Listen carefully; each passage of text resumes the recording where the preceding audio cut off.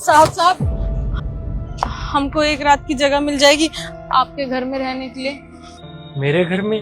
लेकिन क्यों?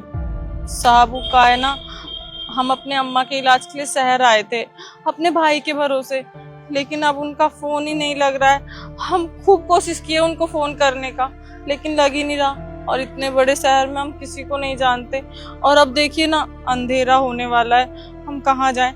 बस आज रात के लिए, अगर हमारे भाई का फोन नहीं लगा तो हम कल गांव वापस चले जाएंगे। ठीक है, आ जाओ।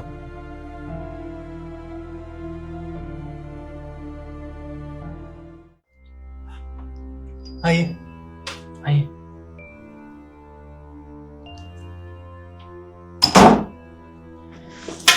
अब बैठिए, आराम से बैठिए। वैसे आप लोग मेरे घर के बाहर किसका इंतजार कर रहे थे? वो क्या है ना, हमारे भाई ने हमको फोन करके शहर बुलाया था हमारे अम्मा के इलाज के लिए। उनका कोई पता, फोन नंबर है आपके पास? पता तो हम लोगों के पास नहीं है, लेकिन हमारे पास नंबर है। मुझे उनका फोन नंबर बताइए, मैं अपने फोन से ट्राई करता हूँ। लेकिन उनका फोन लग नहीं रहा है। ये देखिए ना ऊपर वाला नंबर। नाम क्या आपके भाई का? अरविंद। बेल तो जा रही है, इसका मतलब नंबर ठीक है। हेलो, अरविंद भाई बात कर रहे हैं? हाँ मैं अरविंद बात कर रहा हूँ। तुम कौन? भाई आपकी ना माँ और बहन मेरे पास आई हुई है और आपको ढूंढ रहे हैं काफी टाइम से। आपको फोन भी करा तो आपका फोन लगा नहीं, तो ना मैं आपको लाइव लोकेशन भेजता हूँ, आप मेरे यहाँ पे आ जाइए। आपकी माँ और आपकी बहन वेट कर रही है आपका। भाई ना मेरी कोई माँ है ना कोई बहन है, और तुम्हें अगर ज्यादा हमदर्दी है ना तो तुम ही रख लो। खामखा घर में बैठी रहती है, ना कुछ करना होता है ना धरना होता है। मेरे पास इतना पैसा नहीं है कि बैठा कर उन्हें खिलाऊं। लेकिन भाई आपकी माँ की तबीयत काफी खराब है, उनका इलाज करवाना काफी जरूरी है, और आपने ही तो उनको यहाँ पर बुलाया था शहर में। देख भाई, मैंने किसी को नहीं बुलाया, और तुझे कैसे पता कि मैंने बुलाया है? और मेरे पास इतने पैसे नहीं है कि इनका इलाज कराऊं। 10,000 की नौकरी करता हूँ, उसमें इनका इलाज कराता फिरूं। इतना पैसा नहीं है मेरे पास। और हाँ, मुझे कॉल या मैसेज करने की जरूरत नहीं है, मैं ब्लॉक कर रहा हूँ।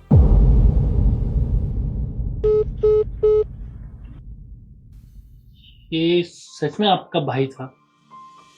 इसने तो फोन काट दिया।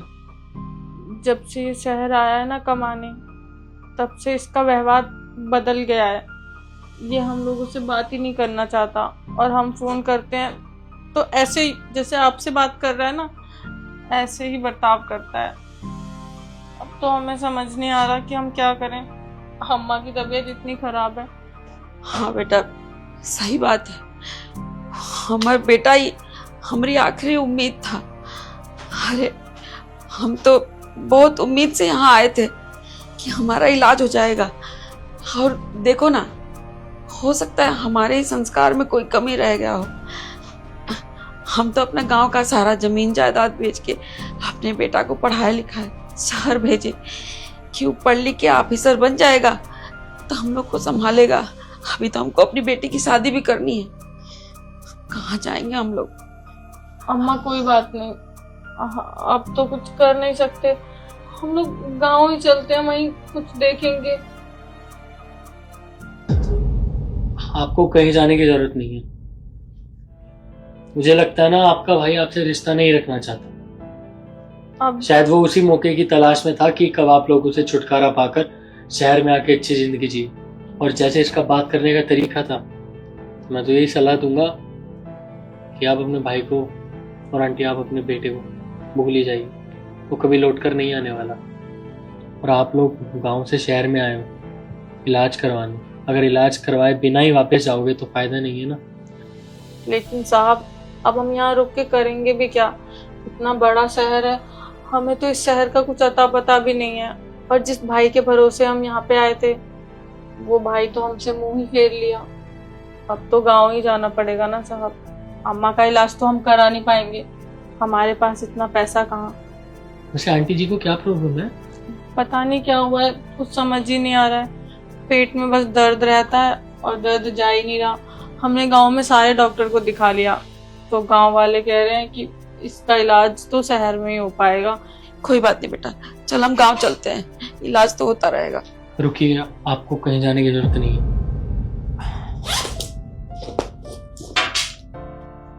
ये लीजिए आपकी माँ के इलाज के लिए।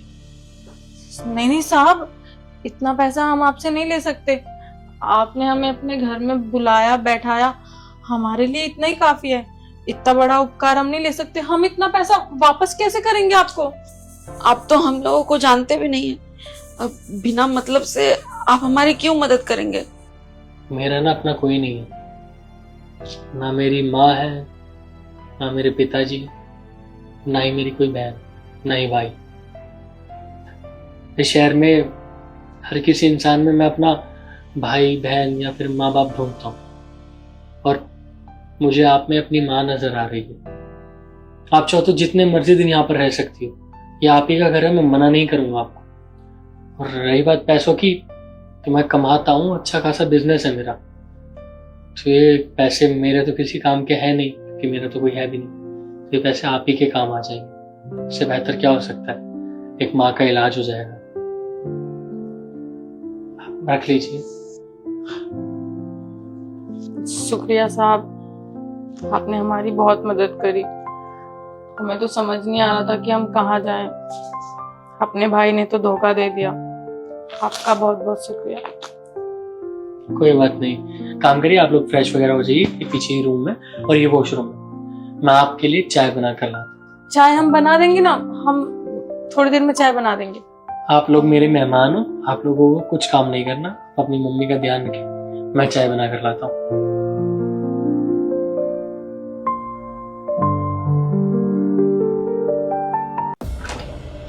अरे बेबी, आज तुम भी जल्दी आ गए ऑफिस से। चलो, मैं भी बहुत थक गई हूँ, थोड़ा टाइम स्पेंड करने का मौका मिलेगा। हाँ भाभी, आओ ना, बैठो, अब आपको सुकून मिलेगा। तुम हमारे बेड पे क्या कर रहे हो? और तुमने उज्जवल की शर्ट क्यों पहन रखी है? अरे क्या हो गया भाभी, इतना गुस्सा क्यों हो रही हो? अगर भैया की शर्ट पहन ली तो मैं भी देखो ना कितना अच्छा लग रहा हूँ शर्ट के अंदर। आओ दोनों बैठ के प्यारी प्यारी बात करेंगे। Shut up. उज्जवल कहाँ है? अच्छा भैया, पता नहीं, शायद मार्केट गए होंगे। और अब चिंता मत करो ना, जब तक वो नहीं आ रहे मैं आपका ख्याल रख लूंगा। आओ बैठो। सत्यम, तुम्हारा दिमाग खराब हो गया है? क्या हो गया है तुम्हें? ठीक हो? कुछ भी बोले जा रहे हो। भाभी सही बताऊं ना तो कुछ भी ठीक नहीं है।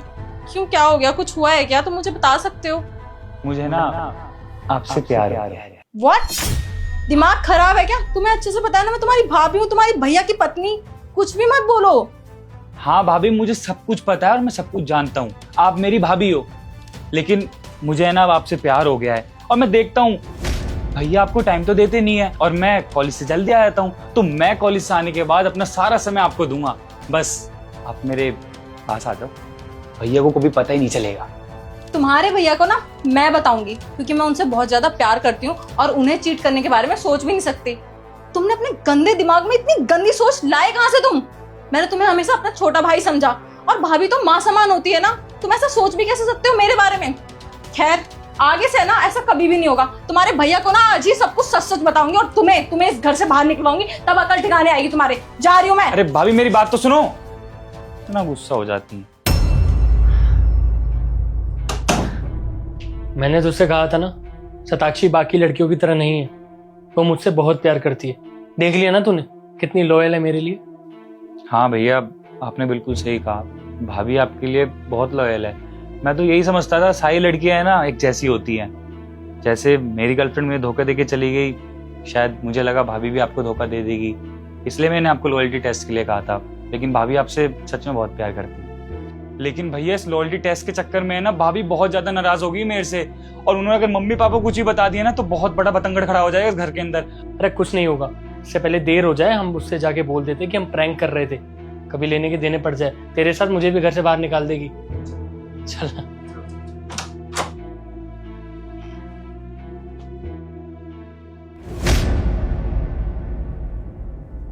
उज्जवल, तुम तो बाहर गए थे ना? मैं बाहर नहीं गया था, मैं घर पर ही था, और जो भी तुम्हारे और सत्यम के बीच में हुआ मैंने सब कुछ सुना। क्या मतलब है तुमने सब कुछ सुना और तुमने कोई रिएक्ट नहीं किया? दरअसल जो भी हुआ वो हम दोनों ने मिलकर डिसाइड किया था, हम तुम्हारे ऊपर प्रैंक कर रहे थे। मुझे बताओगे ये फालतू प्लान तुम दोनों ने क्यों बनाया था? सॉरी भाभी, दरअसल ये प्लान है ना मेरा ही था। वो क्या था ना कि कुछ महीनों पहले मेरा ब्रेकअप हो गया था और मेरी गर्लफ्रेंड ने मुझे चीट करा था। मैंने सारी बात भैया को बताई। मुझे भी यही लगा कि जैसे सारी लड़कियां एक जैसी होती हैं, एक दूसरे को चीट करती हैं, वैसी क्या भरोसा भाभी ना हो। तो मैंने भैया को बोला था कि आप पर लॉयल्टी टेस्ट कर लें। ये बस एक प्रैंक था भाभी, सॉरी। सीरियसली उज्जवल, तुमने ऐसा किया? मतलब ठीक है, अभी वो छोटा है, वो कुछ भी बोलेगा तो तुम उसकी किसी भी बात पे यकीन कर लोगे। तुम्हें पता है ना मैं तुमसे कितना प्यार करती हूँ। तुम ऐसी हरकत करोगे ना मैंने कभी सोचा भी नहीं था। और तुम किसी की भी बात में आके अपना घर खराब करोगे, तुम मुझ पे डाउट करोगे। तुम्हें पता है मेरा कितना सर दर्द हो गया इसकी हरकत देख के। बेबी सॉरी, गलती हो गई, मैं मानता हूँ। मुझे पता है कि तुम मुझसे ही प्यार करती हो, मेरे अलावा किसी और से नहीं, और ना ही कभी मेरे ऊपर चीट करोगी। लेकिन बस इसको श्योरिटी देनी थी जो कि इसको मिल गई है। और जानता हूँ ये बहुत घटिया हरकत थी, लेकिन प्लीज़ मुझे माफ़ कर दो। आइंदा ऐसा कुछ भी नहीं होगा। सॉरी भाभी, आइंदा मैं कभी भी ऐसा नहीं करूँगा। और ये मुझे पक्का हुआ चल चुका है कि आप दोनों एक दूसरे से बहुत प्यार करते हो। मैं पता नहीं क्या क्या सोच के बैठ गया। छोड़ो, सही लड़की एक जैसी नहीं होती। सच में इतना भद्दा प्लान मन कर रहा था खींच के रखूं जो तुमने हरकत करी है ना अंदर। आइंदा ये हो नहीं जाना चाहिए। बेबी सॉरी, मुझे पता है तुम मुझसे बहुत प्यार करती हो और मैं भी तुमसे उतना ही प्यार करता हूँ। प्लीज़ मुझे माफ़ कर देना। आगे से कभी नहीं होगा। कभी नहीं। होना भी नहीं चाहिए, वरना मेरा दिमाग खराब हो जाएगा। नहीं होगा। और तुम पढ़ाई करो जाके, बहुत बिगड़ गए हो। ठीक है, मैं जाता हूँ। और तुम मेरे लिए चाय बना के लाओ, मेरा सर दर्द हो गया। जी हुजूर, जैसा आप कहें, अभी लाता हूँ। सर आपका ऑर्डर। ओ हेलो, इधर आओ, पहले मेरा ऑर्डर लो, मैं कब से वेट कर रही हूँ। मैम मैं पहले इनका ऑर्डर ले लूं, इनके बाद मैं आपके पास ही आ रही हूँ। वो मेरे साथ ही है और वो मेरा ड्राइवर है, पहले मेरा ऑर्डर लो। मैम अगर ये आपके साथ है तो फिर आप दोनों एक साथ बैठ जाओ ना, मुझे इजी हो जाएगा ऑर्डर लेने में। मुझे कोई इंटरेस्ट नहीं है अपने ड्राइवर के साथ बैठ के खाना खाने में। ओके, इधर आओ और मेरा ऑर्डर लो। और तुम्हें क्या लगता है मैं एक ड्राइवर के साथ बैठ के खाना खाऊंगी? इधर आओ, मेरा ऑर्डर लो। मैम ड्राइवर तो क्या हुआ, इंसान तो है ना। देखिए पहले मैं इनका ऑर्डर लूंगी फिर आपका ऑर्डर लूंगी। सर आप बताइए। मैम मेरे पास पैसे नहीं है ऑर्डर के लिए।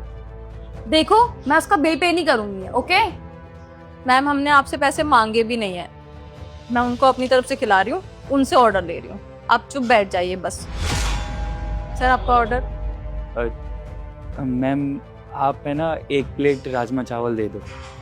अगर ऐसे ही गरीबों को तुम फ्री में खाना खिलाते रही ना तो तुम्हारा रेस्टोरेंट 2 दिन में बंद हो जाएगा। मैम जब तक आप जैसे सोच वाले लोग इस दुनिया में ना, जब तक हम फ्री में खाना खिलाते रहेंगे। और आपको मुझे बताने की जरूरत नहीं है कि ये रेस्टोरेंट 2 दिन में बंद होगा या 4 दिन में। अगर बंद भी होगा ना तो हम देख लेंगे अपना, आप बस मुंह बंद करके बैठ जाइए। तुम्हारी बदतमीजी ज्यादा नहीं बढ़ रही? अभी मैं तुम्हारे मैनेजर को बुलाती हूँ। मैनेजर, मैनेजर, ये क्या चल रहा है आपके रेस्टोरेंट में? आपका स्टाफ इतनी बदतमीजी कर रहा है और मैं कब से वेट कर रही हूँ, मेरा ऑर्डर भी नहीं ले रहे हैं ये लोग। किसने बदतमीजी करी आपसे? ये जो मिस है ना यहाँ पे खड़ी है, इन्होंने ही बदतमीजी करी है। मैम जो जैसा होता है ना उससे वैसी ही बात की जाती है। शायद आपने बदतमीजी करी होगी तो इसलिए आपके साथ बदतमीजी हुई। ओ हेलो, तुम जानते हो मैं कौन हूँ? अगर तुम्हारा यही बिहेवियर रहा ना तो तुम लोगों का ये जो कैफे ज्यादा दिन नहीं टिकने वाला। देखिए पिछले 10 साल से मैं ये कैफे चला रहा हूँ और इसके जैसे 10 कैफे और हैं, तो मुझे मत बताइए कि कैफे कैसे चलाना है। अपने ऊपर ध्यान दीजिए। ये तुम्हारा ड्राइवर है, मैं मानता हूँ तुम्हारे यहाँ काम करता है, तुम्हारे से सैलरी लेते हैं, इसका मतलब ये नहीं तुमने उसको खरीद लिया। और भाई तुम काम ऐसी जगह करो जहाँ सैलरी भले ही कम मिले लेकिन रिस्पेक्ट ज़्यादा मिलनी चाहिए, इज्जत ज़्यादा होनी चाहिए। अगर तूने इनका ज्ञान सुन लिया हो तो गाड़ी निकाल, अब चलते हैं। वैसे भी मेरा टाइम वेस्ट हो गया है यहाँ पे। सर मैं समझ चुका हूँ जो आप मुझे समझाना चाहते हो। और मैम ये आपकी गाड़ी की चाबी, मैं आपके यहाँ काम नहीं कर सकता, सॉरी। नौकरी नहीं कर सकता? तुझे पता है तू क्या कह रहा है? खामखा इन लोगों के चक्कर में ना अपने पेट पे लात मत मार, वरना रोड पे घूमेगा। मैम मैंने कहा ना कि मैं अब काम नहीं कर सकता आपके यहाँ। ये लीजिए अपनी गाड़ी की चाबी। देख तुझे पता है ना मुझे गाड़ी चलानी नहीं आती। तू पहले मुझे घर छोड़ के आ, फिर छोड़ दियो अपनी जॉब। मैम वो आपकी प्रॉब्लम है, मेरी नहीं। ये लीजिए चाबी। भाड़ में जा।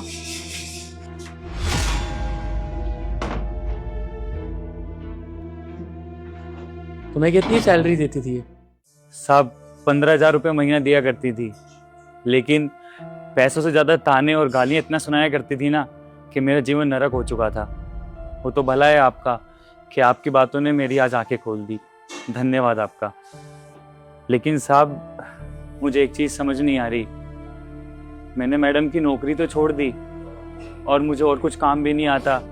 मैं ठहरा अनपढ़ आदमी, हाथ का हुनर था गाड़ी पे और गाड़ी चलाया करता था उनके यहाँ, और नौकरी मैंने छोड़ दी। तो साहब अब समझ नहीं आ रहा कि मालकिन पूरे पैसे देगी भी या नहीं, क्योंकि घर में मैं खाली अकेला कमाने वाला हूँ और माँ बाप मेरे भरोसे ही रहते हैं घर पे। तो साहब मुझे चिंता हो रही है कि घर का गुजारा कैसे चलेगा। तुम्हें चिंता करने की कोई ज़रूरत नहीं है। तुम्हें वो 15,000 देती थी, मैं तुम्हें 20,000 दूंगी। आज से तुम मेरी गाड़ी चलाओगे। क्या साहब सच में? इनको जो भी खाना है इनको ला कर दो, और पैसे मत लेना, वो तुम्हें पता ही है।